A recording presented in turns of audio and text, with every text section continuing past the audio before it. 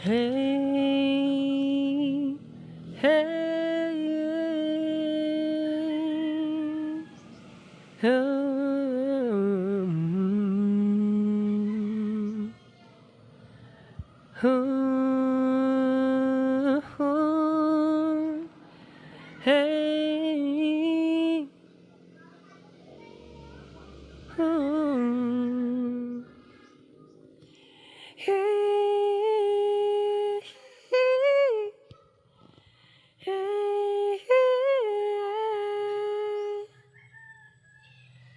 tama ba ang mundong ito? O di naman ang ulo ko sa mga alingaw ng mundong ito. Paano naman kaya ang buhay ko? Yeah, simulan natin ang kwento nung aking pagkabata. Panahong di alam sumulat at bumasa ng talata. Mga bangkang papel na tanging laruan sa sapa upang lumipas lang ang gutom namin sa umaga. Mga tiyan na ugong ng ugong habang umuulan at nakatambay sa isang silong na ginamit lang pantapal na trapal, dulot ng kalakal at mistulang mayaman na pag nakatagpo ng bakal. Walang ganti. Ang inaapi mga opisyal na kurakot at wala namang silbi at tanging tulong na nakuha mula sa ibang bayan ng tanging nagliligtas sa amin mula sa kamatayan at sa gitna ng kawalan, pipiliti ng lumaban kahit na alam naman na walang kalaban-laban. Nakapagpabagab talaga ang mga salamang ka na nagpapahirap sa atin dito sa bulok. Tama ba ang mundong ito? O di naman ang ulo ko sa mga alingaw ng mundong ito. Paano naman kaya ang buhay ko?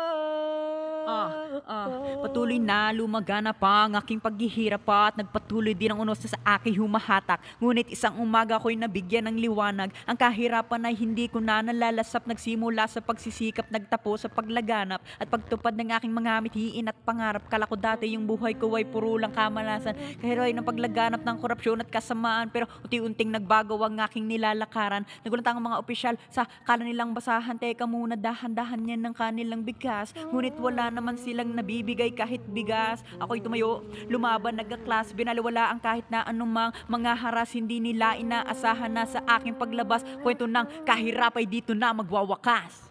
Ngayon ako'y nandito na, di ko alam kung paano naabot ko ang inaasam ko. Di ko alam kung paano, pero ang lahat ng to ay pagsisikap ko. Ito'y pinaghirapan ko, ito'y paghihirap ko.